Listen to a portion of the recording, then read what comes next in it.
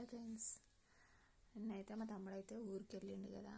ఊరికి వెళ్ళినప్పుడు మా అమ్మ నా కోసం అయితే ఏమేమి పంపించింది, నాకు మా తమ్మునికి ఇద్దరికి అయితే పంపిస్తుంది. ఏం పంపించినా ఇద్దరం కొన్ని కొన్ని షేర్ చేసుకుంటాం అన్నమాట.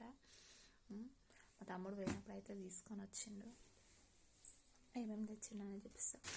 కొంచెం అయితే చింతపండు అయితే తీసుకొచ్చిండు. చింతపండు వాళ్ళకు సగం మాకు సగం అనమాట. ఏదైనా కొంచెం చింతపండు, కొన్ని అయితే టమాటాలు పంపించింది. వాళ్ళకు కొన్ని టమాటాలు, మాకు కొన్ని. పచ్చిమిర్చి అయితే కొన్ని ఉన్నాయంట చెట్లకైతే.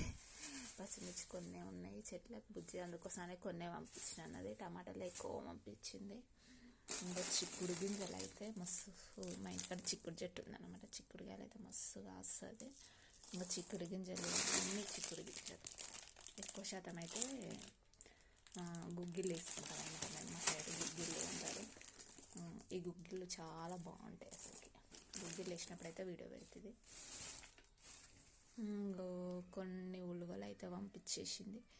ఉలువలు గిట్లంగా పంపింది. కొన్ని తమ్మిన వాళ్ళకి, కొన్ని అన్నీ మాకు సగం సగం ఏమైనా ఇవి పంపించేసింది.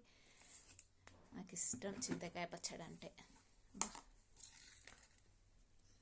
స్మెల్ బాగుంది. చింతకాయ పచ్చడి పంపించింది. ఈ డబ్బాలు పంపిస్తే సగం సగం తీసుకున్నాం మేము.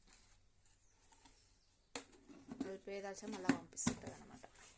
కానీ బాగుంటుంది చింతకాయ పచ్చడి టేస్ట్.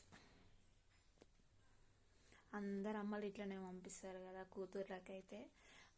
అక్కడికి వెళ్ళినప్పుడు అన్నీ కట్టి పెట్టి పంపిస్తారనమాట. ఎప్పుడైనా మనం పుట్టింటికి వెళ్ళినప్పుడు ఏదో ఒకటి చిన్నది తెచ్చుకున్నా అని ఆ సంతోషం వేరే ఉంటుంది అసలుకి, తెలుసా. పుట్టింటి నుంచి కొంచెం తెచ్చుకున్నా, ఏది కొంచెం తెచ్చుకున్నా కానీ అది ఆనందం వేరేలాగా ఉంటుంది అసలు. బాగుంటుంది తెలుసా పుట్టింటి నుంచి ఏమైనా తీసుకొచ్చుకుంటే.